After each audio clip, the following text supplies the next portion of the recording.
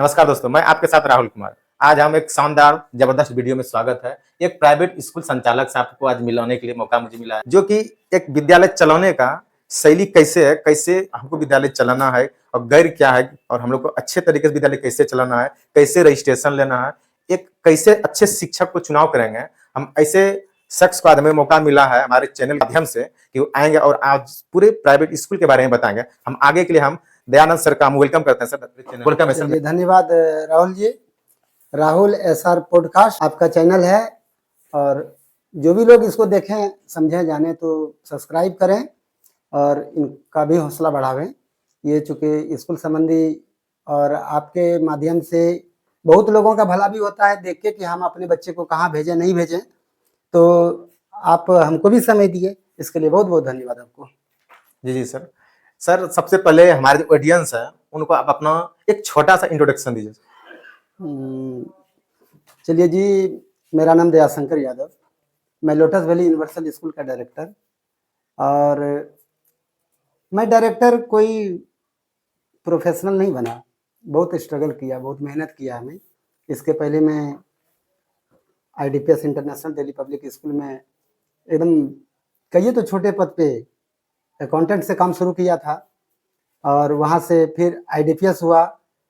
आईडीपीएस को मैंने जितना भी सहयोग दे पाया दिया। फिर हम लोगों के मन में आया कि नहीं, अपना स्कूल करें, तो ये नेहरू कॉलोनी में इसका जो है शुरुआत किए, और कोरोना काल आया, वहाँ भी स्ट्रगल, कोरोना काल आ गया, वहाँ भी बहुत स्ट्रगल हुआ। फिर भी हौसला नहीं हारे। हम लोग सोचे कि नहीं, जो काम कर रहे हैं, जिस एम्बिशन से चल रहे हैं, बांका में ऐसे स्कूल की कमी नहीं है। अगर हम स्कूल नहीं भी करते तो बच्चे नहीं पढ़ते, सो बात नहीं है। लेकिन अगर हम स्कूल नहीं करते तो हमारे पास ऐसे ऐसे रूरल एरिया के बच्चे सब आते हैं जिनको कि प्राइवेट स्कूल का नाम सुन के अपने बच्चे को नहीं पढ़ा सकते थे। हम उस घर में कोशिश किए कि सीबीएसई का मन दिया जले, जो इसके लायक नहीं अपने आप को समझे, और आज भी स्ट्रगल करते हैं। और गरीब बच्चे के हित में हमारा एम्बिशन है कि हम उसको मदद करें, उसको चलावें, और अपना प्रयास तो कर रहे हैं और चला ही रहे हैं। सर, बांका में अभी तकरीबन कितने विद्यालय प्राइवेट स्कूल है सर? बांका में रजिस्टर्ड स्कूल की संख्या कम से कम तो 16 है। रजिस्टर्ड स्कूल और ऐसे लेके इलीगल चला रहे हैं सिर्फ 36 स्कूल लगभग है, 36। और सारा जो स्कूल चला रहे हैं सर बिना रजिस्ट्रेशन का, सर इस पे आप क्या कहना चाहते हैं सर? बिना रजिस्ट्रेशन स्कूल क्यों चला रहे हैं? क्या सरकार इस पर ध्यान नहीं दे रहे हैं? और जो स्कूल रजिस्ट्रेशन है सर, उनको क्या फायदा है? वैसा बात नहीं है। हम लोग जितना हाईटेक हो पाए हैं, सरकार जितनी हाईटेक हो पाई है, इसमें लोगों की भी गलती नहीं है। हमको लग रहा है कि 2012 के बाद यह व्यवस्था लागू हुई। 12 के बाद U-डैश का लोग मैंने समझने लगा कि हमको भी प्रस्वीकृति में जाना चाहिए। लोग तो यही समझते थे कि बड़े बड़े स्कूल में जिसको कि अपना जगह जमीन है वो स्कूल खोलेगा।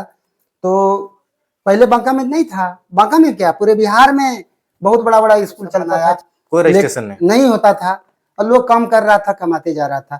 जैसे जैसे हमारा सरकारी तंत्र हॉबी होते चला गया, लोगों में जागरूकता आते चली गई, तो सरकार का भी नजर गया कि लोग अनलीगल चला रहा है, रजिस्ट्रेशन होना चाहिए। और रजिस्ट्रेशन के साथ आरटी को भी लागू किया कि शिक्षा अधिकार अधिनियम के तहत 25% बच्चे को, गरीब बच्चे को मुफ्त पढ़ाया जाए। अगर आप स्कूल चला रहे हैं तो ये सब कीजिए। फिर सरकार धीरे धीरे अपना शिकंजा कसा, और कराना भी चाहिए, क्योंकि हम कोई अनलीगल काम कर नहीं रहे हैं। इससे बच्चे का भी भला है कि हम टीसी, अगर हमारे यहाँ नहीं पढ़ेगा, वो टीसी लेगा तो आराम से हो जाएगा। अगर हमारे पास U-डैश रजिस्ट्रेशन नहीं होगा तो हम टीसी नहीं काट पाएंगे। फिर बच्चे के भविष्य से खिलवाड़ करना होगा, जो कि रजिस्ट्रेशन नहीं करा रहे हैं। जो नहीं कराए हैं, हम तो चाहेंगे कि वेबसाइट में दिया हुआ उनका लिंक, वो जाएं और करावें, और वैधानिक रूप से स्कूल चलावें। नहीं गार्जियन को धोखा मिले, नहीं बच्चे को धोखा मिले। और पैसा कमाने का तो बहुत सारा जरिया है, लोग कमाते भी हैं, लेकिन हम लोग बच्चे के भविष्य को ताक पे रख के पैसा कमावें, ये मंजूर नहीं है। ये संदेश हमारा रहेगा सबों का कि आप रजिस्ट्रेशन करवा लीजिए और बुलंद होके चलाइए। चाहे आपकी जैसी भी क्वालिटी हो, आप जो दे सकें, लेकिन बच्चे के भविष्य या बच्चा को किसी प्रकार की परेशानी नहीं हो, ये हमारा ध्येय है, ये हमारा सोच है। जी, ये बताइए सर, अगर कोई स्कूल जो न्यू स्कूल है जिसका रजिस्ट्रेशन नहीं है, अगर तो रजिस्ट्रेशन करना चाहते हैं सर, क्या आपसे कुछ रख सकता है कि कुछ सर से सपोर्ट मिलेंगे? अब जैसे आपका रजिस्ट्रेशन स्कूल, बहुत सारा स्कूल रजिस्ट्रेशन नहीं है, तो कैसे उसको पता हम कैसे रजिस्ट्रेशन कराएँगे? काहे कि देखिए बजाय कि अगर कोई लोकल स्कूल है सर, अगर उससे मिलते हैं, बहुत स्कूल वाले उसको बताना सही से नहीं चाहते हैं। हुँ। उस चलिए बहुत-बहुत धन्यवाद आपको। आप बढ़िया सवाल किए कि जी, सर अगर कोई कराना चाहे तो आपसे क्या सर उम्मीद रखते हैं? क्या उम्मीद रखते हैं? जी, उम्मीद तो वही रखते हैं कि जो जिस रास्ते पर गया ही नहीं तो रास्ता क्या बताएगा?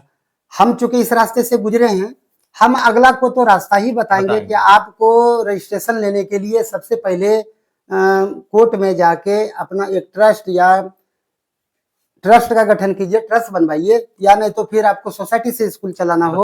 हम सर रास्ता बताते हैं और हमारे पास अब नाम तो चैनल के माध्यम से हम नहीं लेंगे जी, जी, सर। और अभी नहीं तुरंत करंट में 2 आदमी को मैंने बहुत कोऑपरेट किया। अगर नया आदमी है तो स्वाभाविक है कि उनको क्या बोलते हैं बीपी का या बिहार शिक्षा परियोजना का बीआरसी से कहाँ क्या करेंगे उनको एक अजीब टाइप का लगता है कि बाप रे बाप रजिस्ट्रेशन कराना बहुत भारी है। बहुत बारी है। फिर उनको बताते हैं कि आप जैसा सोच रहे हैं वैसा कुछ है नहीं। हम भी इस दौर से गुजरे हैं और हमको भी कठिनाई आई तो लोगों ने बताया और जो आदमी हमसे अपेक्षा करेगा, हमसे पूछेगा, बहुत सपोर्ट करेंगे क्योंकि वो स्कूल चला रहे हैं तो एक तरह से समझिए वो भी शिक्षा का दीप जला रहे दीप हैं जला रहे हैं सर। और उनको मदद करना हमारा पहली आपका कर्तव्य प्राथमिकता बनता है। होगी और बहुत मदद करेंगे और रास्ता सही ही बताएंगे। और रही बात जहाँ तक कि अफसर की बात, उनको वहां तक पहुंचाएंगे फिर तो जो पेपर का ये होगा अगर उसमें आप डिफॉल्ट होंगे तो फिर क्या कर सकते हैं। तो आपको सही रहना होगा तो फिर रजिस्ट्रेशन आपको भी मिलेगा। जमीन का भी एग्रीमेंट होता है सर। जमीन एग्रीमेंट तो तब होता है सर कि जब आप मान लीजिए तो किसी सरकार दूसरे के में पास तो जमीन भी देना पड़ेगा कि लिखित कुछ नहीं होना चाहिए, नहीं नहीं नहीं रजिस्ट्रेशन नहीं करने ऐसा के लिए। कुछ बात नहीं है। 60% मेरे जानकारी से जो स्कूल चला जी, इवन हम भी जी, नेहरू कॉलोनी में जब लोटस वैली यूनिवर्सल स्कूल चलाया तो वहां पर अमित कुमार सिंह के मकान में चलाया जी। तो उनसे एक एग्रीमेंट बनाया हाँ, तो एग्रीमेंट वही तो बोल रहे हैं। एग्रीमेंट बनाया। लेकिन अगर यह मेरा ही होता उस समय तो हम एग्रीमेंट सरकार के साथ हमारा ऐसा कोई कमिटमेंट नहीं होता। लेकिन मान लीजिए कि आप घर में स्कूल चला रहे हैं, आप 4 भाई हैं, तो ये पर्सनल आपका हक उस पर तो नहीं है। तो फिर परिवार से लिखा के आपको रजिस्ट्रेशन में तो देना पड़ेगा। एक तरह का एग्रीमेंट पेपर होता है या कोर्ट से बॉन्ड करके जो कि सरकार भी आपको समझे कि आप सेफ जोन में हैं और विद्यालय आपका सेफ जोन में है। तो रजिस्टर इसका ज़्यादा मायने नहीं रखता है कि हमको रजिस्ट्री करना पड़ेगा या ज़मीन किसी को देना पड़ेगा।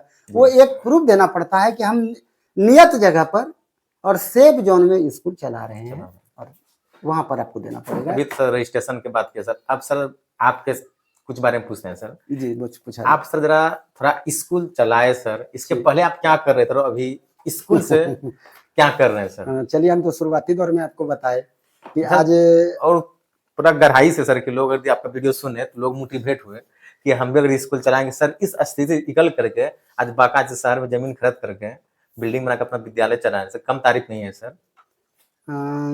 राहुल जी हम शुरुआती दौर में बताए कि यहाँ तक पहुँचने में हमने बहुत स्ट्रगल किया। 2012-13 में इंटरनेशनल दिल्ली पब्लिक स्कूल में मैं जाके नौकरी किया। नौकरी मतलब क्या, वहाँ पर गए तो अकाउंटेंट का नौकरी मिला और हमारे नारायण कुमार कर्ण सर सोसाइटी के चेयरमैन थे उस विद्यालय के। उन्होंने हमारी प्रतिभा को पहचाना और हमें बहुत बड़ी जिम्मेदारी दी और फिर हमको वो सिस्टम में आने का बहुत गुर सिखाए। आज के डेट में हमको लगता है कि उनका स्कूल देश विदेश में भी चल रहा है और वैसे आदमी का सानिध्य हमको प्राप्त हुआ। फिर जिस मकान में हम लोग विद्यालय चला रहे थे, अभी तो डायरेक्टर हैं माननीय कुंथा जी, उनका भी सपोर्ट मिला। उन्होंने भी हमको बहुत सपोर्ट किया और लगातार वहाँ से हम लोगों ने विद्यालय चलाना शुरू किया। हम स्टाफ के तौर पर काम करते रहे और अकाउंटेंट से आज आपके सामने डायरेक्टर बन के बैठे। ये हमारी अपनी भी प्रतिभा रही और लोगों का भी सपोर्ट रहा। तो इसके पहले तो समझिए हम भी किसी के पास काम ही किए। कौन सा ईस्वी में सर विद्यालय अपना नींव डाले सर? हम 19 में डाले। 2019 19 में डाले, उसके बाद कोरोना काल आ गया। जब 19 से विद्यालय का नींव डाले सर, उस समय आपके पास बच्चे की संख्या कितना थी शुरुआत में, फर्स्ट दिन? शुरुआत था तो बच्चा तो मान लीजिए हमको लाना था, क्या कहें, जब शुरुआत किए तो उस समय क्या हमारे पास 40-50 शुरू हुए। मतलब 40-50 40-50 से हमारा शुरू हुआ। फिर लोगों में जो हमारी पहचान पकड़ थी, हमने अपना प्रचार प्रसार किया तो धीरे धीरे धीरे धीरे वही हुआ। लोग चलते गए, कारवां बनता गया, लोगों ने विश्वास जमाता गया और हमारा ये बढ़ता चला गया। आईडीपीएस में जब सर आप कंटेंट के रूप में थे, जी जब आप वहां से निकले सर, तो आप कितने बच्चे लेकर आए अपने स्कूल में, कि बच्चे लेकर नहीं लेकर आए सर? ना था उस विद्यालय से निकले तो कुछ बच्चे को हम मोटिवेट करके अपने विद्यालय में हम न्यू स्कूल खुले हैं, या तो उनका टीचर लेकर आ गए? सर ये बहुत अच्छा सवाल है और लोगों के मन में भी और यही, ऐसा होता भी है सर, लोगों क्या के पता? मन में भी यही लोगों आता के मन में होगा। भी जो है जरा सा सुना हकीकत ऐसा जाए। होता भी है जी सर। जी जी जी, लोगों के मन में भी यही आता होगा। लेकिन मैं जो भी आपके चैनल से बता रहा हूँ एकदम सत्य बताऊंगा, और अथक सत्य बात यही है कि आईडीपीएस सोसाइटी के तहत चल रहे थे। उनके डायरेक्टर सर और चेयरमैन इनके जो है करण सर, ये दोनों में चाहे जो तरह का बात रहा हो, उनकी वैधानिक मतांतर हुई और आईडीपीएस स्कूल पहले वहां से हमारे रहते अलग हो गया। वो आजकल ईदगाह रोड में चल रहा है। वो जिस स्कूल वहां जहां हम रह गए वो एडीपीएस बना। एडीपीएस बना, चूंकि आईडीपीएस अलग हो गया, हम रह गए तो एडीपीएस के नाम से फिर वहां पर विद्यालय चलाना शुरू किया। ठीक है, तो एडीपीएस तो अपनी जगह में चला गया। एडीपीएस रहा, एडीपीएस के सारे लोगों को मैंने बैठा के कह दिया कि सर अब हमारी इच्छा है कि कोरोना काल के बाद अब विद्यालय जो बंद होने लगा, तो हम चाहते हैं कि खुद के लिए अब हम कुछ करें। और हमारे अंदर से हमारे जमीर का आवाज आया कि नहीं, हम मान लीजिए जो काम कर रहे हैं, एक बड़ा नौकर बनने से बेहतर हम एक छोटा मालिक बनना पसंद किया। हमारा जमीर यह गवाह किया कि बहुत बड़ा, मैंने पैसे के पीछे हमको नहीं जाना चाहिए और बहुत बड़ा आदमी भी नहीं बनने का सोच था।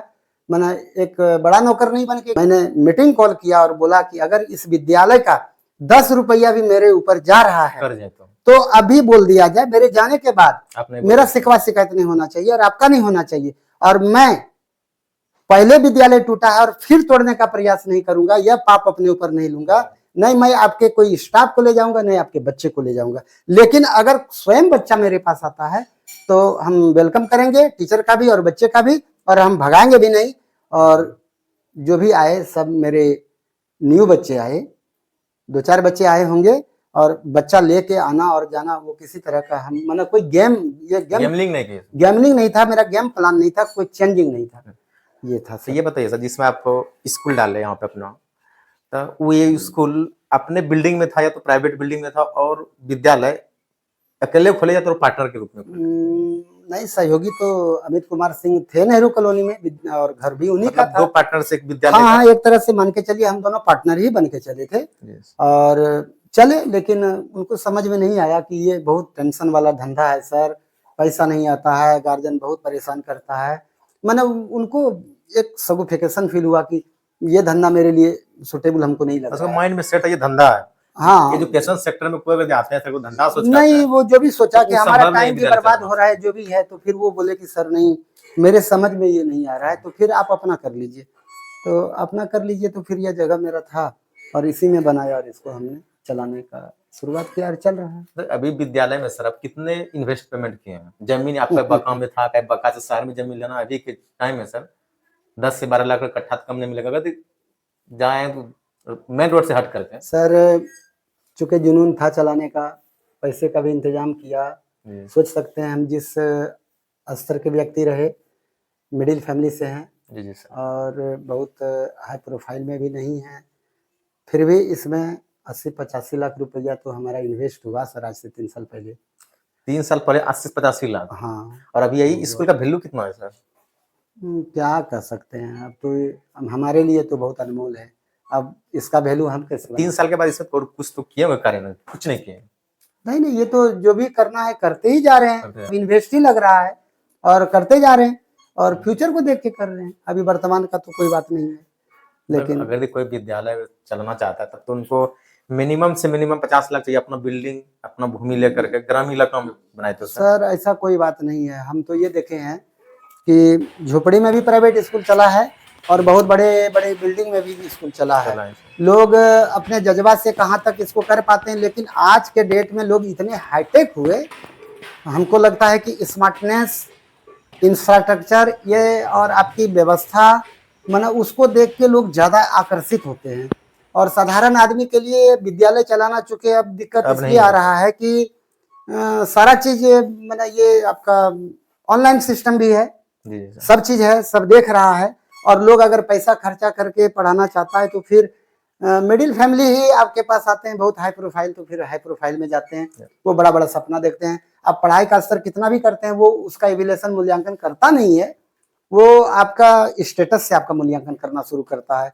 हम बच्चे को बहुत मेहनत करते हैं, हम पढ़ाते हैं, लेकिन जब फीस की बारी आती है तो वही गार्जियन जब यह कहता है कि पढ़ाई आपके यहाँ नहीं होता है, आप खाली फीस ही मांगते फीस हैं, मांगते तो दर्द होता है मतलब 2 कि महीने 3 महीने हम 4 महीना तक तो बच्चे को अच्छा ही पढ़ाए, लेकिन जब फीस मांगने की बारी आई तो हम बच्चे को पढ़ाते नहीं हैं। तो सोचिए कि कोई आदमी अपना सब कुछ न्योछावर करके बच्चे के पीछे मेहनत करेगा और उसको जब यही सुनना पड़ेगा तब उनको लगेगा कि स्कूल चलाना बहुत टफ है और यह उनके लिए उनके बस की बात नहीं होगी। आई थिंक अगर सर आपके स्कूल में अगर बच्चे को एडमिशन कराना चाहते हैं, यहाँ व्यवस्था क्या-क्या चीज़ है? बहुत स्कूल में सर हॉस्टल भी है।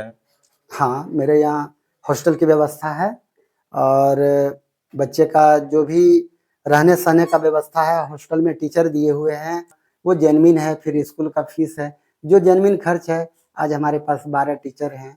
टीचर मोटा-मोटी हमको लगता है कि 80% सब ट्रेन्ड टीचर आपको अनट्रेंड नहीं, सब ट्रेंड टीचर। नहीं 80% है। 80% उसमें है। कुछ टीचर हमारे हैं भी, मैंने 2-4 तो अनट्रेंड भी हैं, लेकिन क्वालिफाई हैं और एक्सपीरियंस है उनका, उनका अनुभव है। अगर वो ट्रेंड नहीं है तो अनुभव हुआ, करते-करते अनुभव हो जाता है। तो टीचर अच्छा दिए हैं, बस की सुविधा हमारी है, उसके बाद हॉस्टल का भी सुविधा है। बोला जैसे बच्चे के जब एडमिशन से लेंगे तो बच्चा कैसे यहाँ पे आएंगे, उसका कुछ आप अपना यहाँ का इंट्रोडक्शन दे दीजिए बच्चे का, मतलब स्कूल का जो आने का जगह का नाम सर। और जगह का तो नियर डीएम कोठी रोड है और बिसरी स्थान के बगल में, बिसाइड बिसरी स्थान, ये हम लोग प्रचार प्रसार भी करते हैं।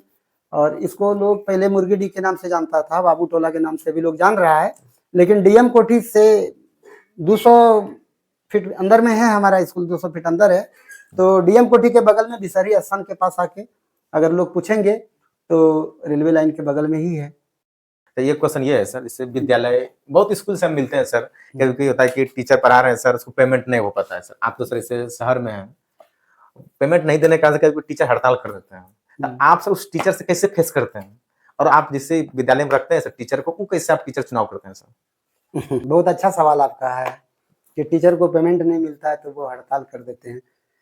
देखिए, जितने भी प्राइवेट स्कूल वाले हैं, जी सर, प्राइवेट स्कूल वाले टीचर जो भी रखते हैं, इतना तो तय है कि उसका जो मानक मानदेय होना चाहिए उतना नहीं दे पाते हैं। जी सर। हम कम पैसा ही देते हैं और कम पैसा में भी अगर किसी टीचर को आप 4 महीना 5 महीना काम करवा के पैसा नहीं दे रहे हैं तो उनके पास फिर कोई रास्ता नहीं बचता है। वो हड़ताल करता है, आपसे लड़ाई करता है, झगड़ा करता है, तो दिक्कत आती है। हम जानते हैं कि विद्यालय संचालक को भी दिक्कत आता है कि उसके पास पैसा नहीं आ रहा है, पेरेंट्स पैसे नहीं दे रहे, पेरेंट्स पैसा नहीं देता है, समस्या कहीं से होता है।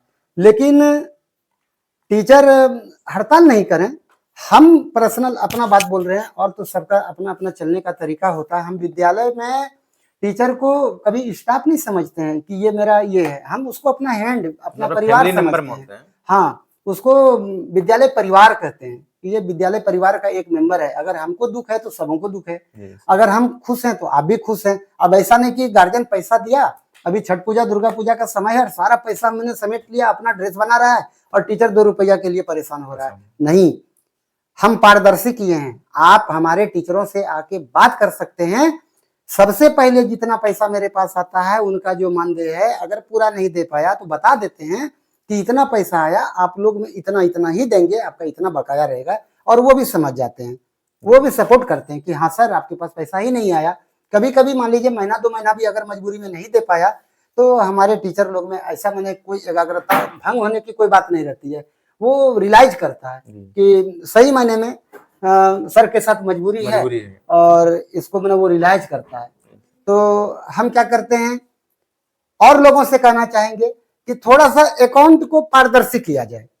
हम वो तो अपना हक ही मांगेगा ना, 1 महीने में जितने आपका उनका सैलरी है, तो अगर उसको पारदर्शी रहेगा कि हाँ 25,000 रुपया का पेमेंट है और सर के पास 19,000 रुपया ही आया, 6,000 का डिफरेंट आ रहा है, तो चलिए 15,000 आपको देते हैं, 4,000 और कोई काम से है, तो हमको लगता है वो मान जाएंगे। फिर हड़ताल उड़ताल करने की नौबत नहीं आएगी, किसी को भी नहीं आएगी। और दूसरा सवाल आपका था, आप टीचर का चयन चुनाव कैसे करते हैं? सर चुनाव तो क्या कहिएगा, जब टीचर लोग आते हैं तो वो तो अपना उसका क्या क्वालिफिकेशन होता है। कभी कभी तो हमारे पास एमए बीएड भी टीचर आते हैं, जी, लेकिन इंटर के टीचर जो हैं उनके बराबर भी वो नहीं आ पाते हैं, क्योंकि उनका सर्टिफिकेट ही है, वो क्या बोलते हैं डिस्टेंस से कोर्स किया हुआ है, लेकिन डिग्री उनकी है, जी, डिग्री है, एक्सपीरियंस नहीं है। और जो 5 साल से पढ़ाया है तो उनके सामने में फिर वो आपका बीएड और एमएड सब बेकार हो जाता बेकार है। हो जाता है। एक्सपीरियंस और अनुभव जिसके पास है, तो डिग्री सिर्फ पेपरों में नहीं होना चाहिए। तो चयन करने में यह मान्यता रखी जाए कि अगर यह आदमी मान लीजिए बीएड करके आए हैं तो हमारा सीनियर सेकेंडरी क्लास तक वो जाएगा, जाएंगे। 8 क्लास तक में तो कोई हिचक नहीं होना चाहिए। अगर 8 क्लास तक में आप उनको कहीं से पूछ रहे हैं, फिर देखिए उनका सब्जेक्ट क्या है। जैसे डीएलएड वाले को तो 1 to 5 में सारे सब्जेक्ट में से किसी से भी जो भी नॉर्मल सवाल है पूछते हैं, अगर बता देते हैं तो लगता है कि नहीं अच्छा ही है। अच्छा ही है। फिर उनका रहन सहन क्या है, उसका एक्टिविटी कैसा है, फिर हम 4 दिन का 5 दिन का डेमो कराते हैं। उसमें उसका अरे डेमो सारा पास चीज, हो गया तब ठीक है। हाँ डेमो में पता चल जाता है सर कि ये उगने वाला है, चलने वाला है, काम करना है कि नहीं करना है।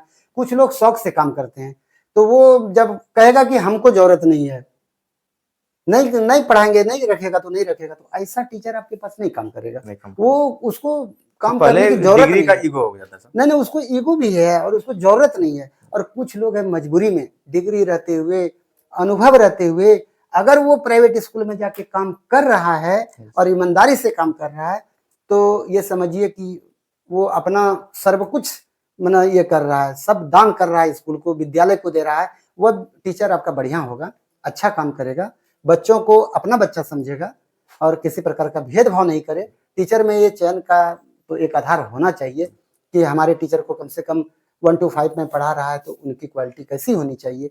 तो डीएलएड तो होना चाहिए या नहीं होना चाहिए, तो फिर एक्सपीरियंस होना चाहिए। हाँ। तो चयन में थोड़ा सा बढ़िया से चयन कीजिए, आप उसका डेमो लीजिए और फिर 4 दिन में उनका रहन सहन, आने जाने का टाइम वाइम सब पता चलने लगेगा और फिर टीचर का आपका चयन बढ़िया हो जाएगा। आज सर बहुत अच्छी बात बताएं, एक नए विद्यालय को कैसे रजिस्ट्रेशन दिलाना है, कैसे विद्यालयों को चलाना है, कैसे एक शिक्षक को चुनाव करना है, ये सब सारी चीज बताए। सर के लिए तो एक धन्यवाद सर, इतने चीज सारे बताए। एक विद्यालय को दूसरे जो संचालक हैं बहुत स्कूल चला रहा है उनको भी सर बहुत अच्छे मोटिवेट किए हैं। आज ज्यादा टाइम नहीं लेंगे सर। जय हिंद, जय भारत। जी धन्यवाद।